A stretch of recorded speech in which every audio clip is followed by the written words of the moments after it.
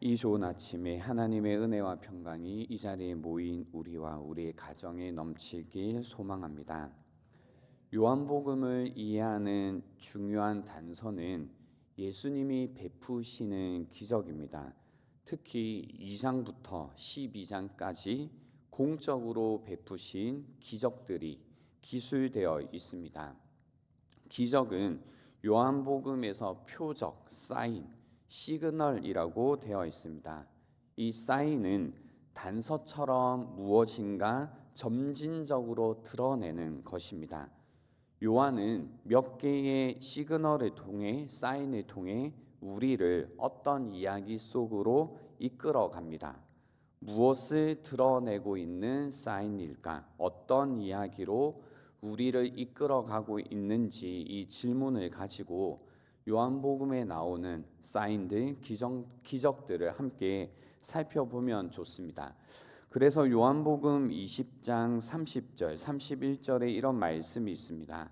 예수께서 제자들 앞에서 이 책에 기록되지 아니한 다른 표적도 많이 행하셨으나 오직 이것을 기록함은 너희로 예수께서 하나님의 아들 그리스도이심을 믿게 하려 함이요 또 너희로 믿고 그 이름을 힘입어 생명을 얻게 하려 함이니라라고 말씀하십니다. 즉 예수님이 그리스도이심을 보여주는 사인이자 또 그것을 통해 생명을 얻는 이야기로 이끌어가는 시그널이라는 뜻입니다. 오늘 본문의 첫 번째 기적이 나옵니다. 한 가정이 혼인잔치를 열었습니다. 물론 결혼이라고 하는 것은 지금도 아주 중대한 일이지만 우리가 받아들이고 있는 것보다 당시에는 훨씬 더 중요하고 중대한 행사였습니다. 혼인은 당시 사람들에게 그래서 가장 큰 일인데요. 이 잔치는 기쁨과 풍성함을 의미했습니다. 특히 그것을 상징하는 포도주는 기쁨 그 자체였습니다. 그런데 그 잔치에서 가장 중요한 포도주가 떨어졌다라는 이야기로 오늘 이 사건이 나오고 있습니다. 포도주, 단순한 음료가 아니라 축제의 본질입니다. 기쁨 그 자체였습니다. 그래서 포도주가 떨어졌다라는 것은 기쁨이 없다라는 겁니다. 즉 잔치가 끝났다라는 거고 수치와 절망을 의미했습니다. 우리 인생에서도 마찬가지로 기쁨이 사라지고 우리가 계획한 대로 미래가 그려지지 않는 순간이 찾아올 때가 있습니다. 부부 관계가 소원해지고 자녀와의 관계에서 오해가 생기고 또 직장에서 자리를 잃거나 은퇴를 준비해야 되는 시기가 옵니다. 신앙적으로도 뜨거웠던 열정이 식어지고 예배 가운데 기쁨이 사라지고 또 하나님이 멀리 계신 것 같은 공허함을 느낄 때가 있습니다. 이처럼 포도주가 떨어지는 순간, 즉 인생에서 기쁨이 사라진 순간에 우리는 어떻게 해야 할까요? 오늘 본문은 단순한 기적의 이야기가 아니라 이 사건을 통해 예수님께서 우리에게 보여주시는 깊은 메시지가 있습니다. 포도주가 떨어졌을 때 어떻게 해야 될까? 포도주가 떨어졌을 때 마리아는 곧바로 예수님께 나아갑니다. 3절을 한번 보십시오. 예수의 어머니가 예수에게 이르되 저들에게 포도주가 없다 하니 마리아의 이 행동은 우리에게 중요한 신앙의 태도 하나를 가르쳐 줍니다. 우리는 문제가 생겼을 때 어떻게 반응하는가 보면 대개 우리의 첫 반응은 인간적인 방법으로 이 문제를 해결하려고 합니다. 때로는 우리의 경험과 우리의 지혜를 의지하고 또 사람들에게 도움을 구하고 문제를 스스로 감당해 보려고 합니다. 그러나 많은 경우 우리의 힘으로는 해결할 수 없는 상황이 닥칩니다. 그럴 때 우리는 우리의 힘으로 해결할 수 없다고 느낄 때 그때서야 하나님께 기도하며 도움을 청합니다. 하지만 마리아는 달랐습니다. 그녀는 인간적인 방법을 먼저 찾은 것이 아니라 문제가 생기자 즉시 예수님께 그 문제를 가지고 나아갔습니다. 이는 신앙의 핵심적인 태도를 우리에게 보여주는 겁니다. 믿음이란 모든 방법을 다 써본 다음에 마지막으로 하나님께 나아가는 것이 아니라 문제의 그 순간 가장 먼저 하나님을 찾고 하나님을 의지하는 것입니다. 그래서 시편 46편 1절에 보면 이런 말씀이 있습니다.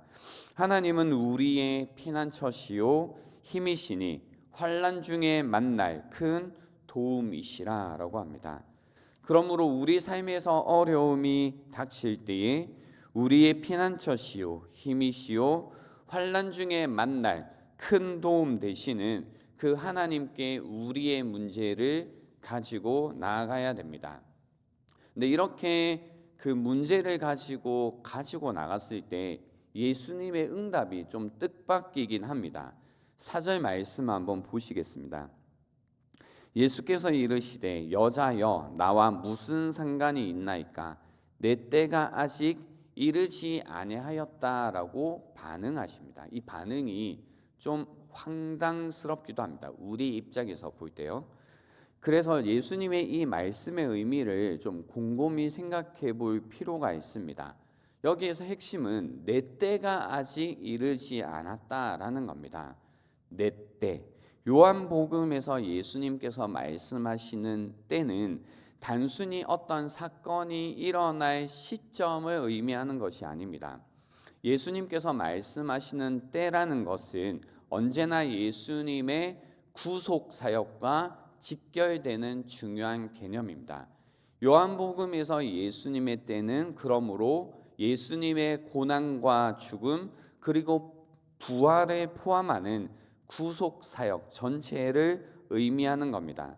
그래서 요한복음 7장 6절에도 내 때는 아직 이르지 않았다라고 말씀하시면서 그 예수님 자신은 예수님의 때가 있는데 그 때란 하나님의 구속의 계획에 따라 움직이고 계심을 우리에게 보여주시는 겁니다.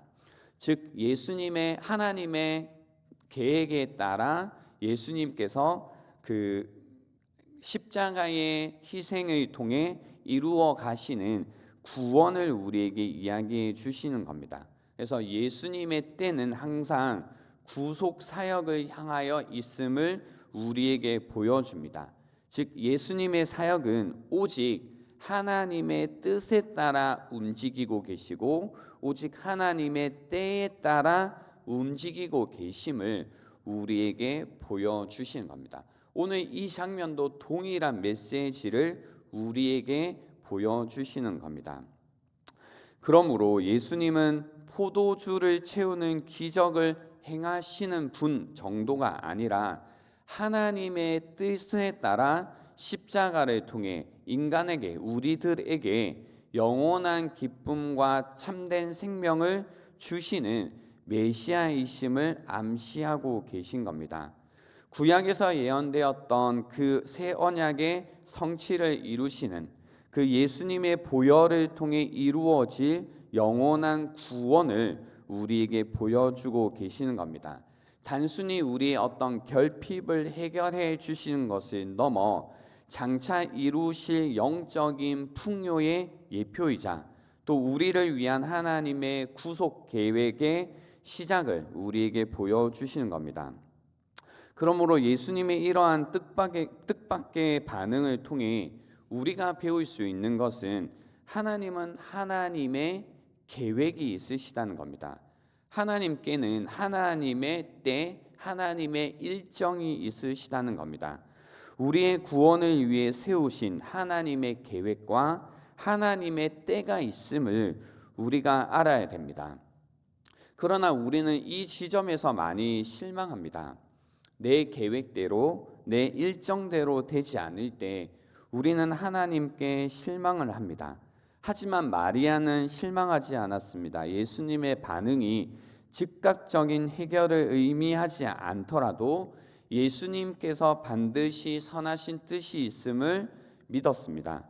그녀는 예수님께서 무엇을 하시든지 옳고 완벽한 계획을 가지고 계심을 알았기에 종들에게도 이러한 이야기를 하게 되는 겁니다. 5절입니다. 그의 어머니가 하인들에게 이르되 너희에게 무슨 말씀을 하시든지 그대로 하라 말씀하십니다. 이것이 믿음입니다. 믿음은 자신이 원하는 것과 다른 경우라고 하더라도 기꺼이 받아들이려는 마음의 자세입니다. 하나님께서 즉시 응답하지 않더라도 우리는 끝까지 신뢰해야 됩니다.